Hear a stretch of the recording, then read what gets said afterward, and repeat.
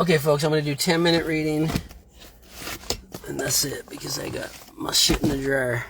I'm going to do Billy's Back. I haven't done Billy's Back in a while. Yush! This is an excerpt from the 666-page book, The Memoirs of Billy Shears. Okay, this is... what chapter am I on? 7 and 3.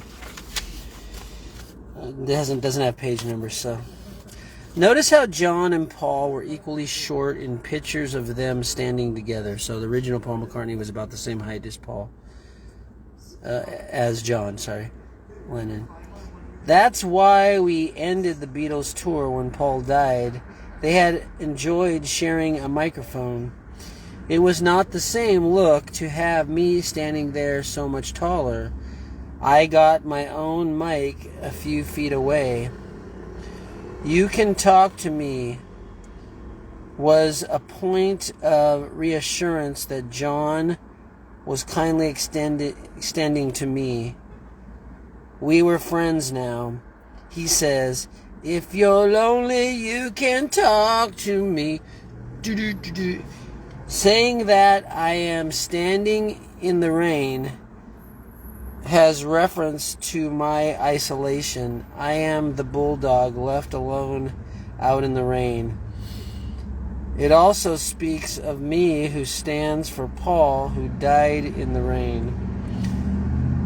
My solitude can be measured out in news of the group's actions. God, I hate loud cars like that.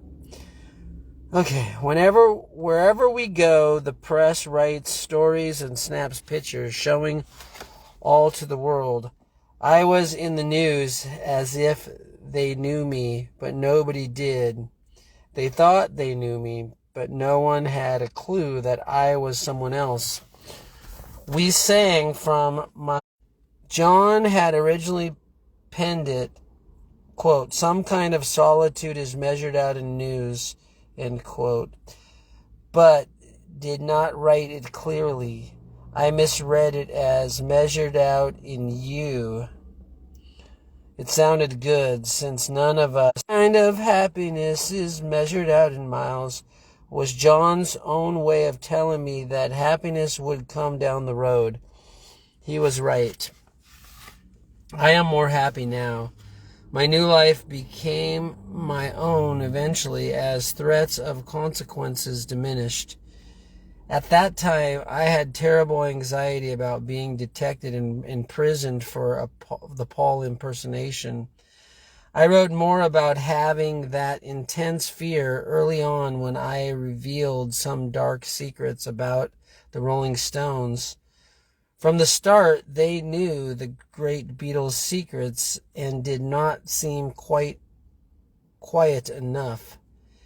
It was about my intense fear that the Rolling Stones howled in some of their songs, and for which we sang here, quote, some kind of innocence is measured out in years. You don't know what it is like to listen to your fears, end quote.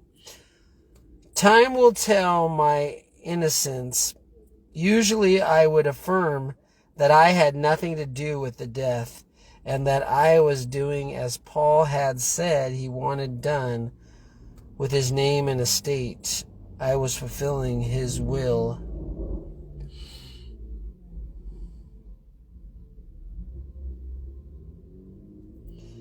Essentially, this song, which was originally called Hey Bulldog, was about me hopping in to act out the role of Paul, but being too lonely and too isolated from the band.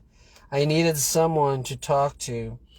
Going back in time a bit, John had joked about Paul croaking out a song like a bullfrog. Paul had a better voice than John, but intended to get hoarse all the time, sounding like a bullfrog. When I took over, I became hoarse too sometimes. John referred to it by singing, bullfrog, doing it again. Near the end, being in a jovial mood, I barked, growled, and howled like a dog. He liked that new ending and added on, "Hey, bulldog, hey, bulldog," justifying my idea to make "Hey, Bulldog" our new title. But originally wrote as Bullfrog, but then they changed it to Bulldog. Not only did I, as Paul, create clues to show the world that I am William, but as Vivian Stanshall, I gave clues to show that I, the musical comedian in a gorilla suit, am Paul McCartney. With this song in mind, I, as Viv, said, quote, "Gentlemen, I am a bulldog, and you will find my bark is worse," end quote. Who else claimed to be the bulldog? It was me all along, the frog who could croak out a song and smile as special as Paul. I played the part of Vivian as well as I played Paul's part, but neither role was who I am. Now you can finally know who I am. The Paul role was something that I stepped into and reinvented as time went on. The roles of Vivian Stanshall and Phil Ackrill rhymed with Bill or Bill. I invented from the start. I am the bulldog. Okay, the next chapter's called 7 and 3. Oh, I thought the last one was 7 and 3. I keep messing up on the top of these. It says 7 and 3 on the top.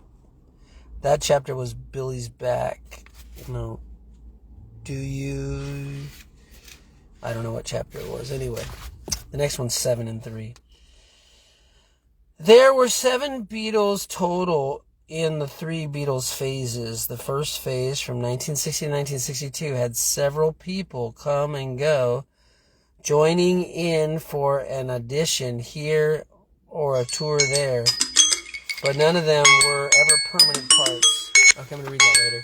I gotta get back to work. I need back to my laundry.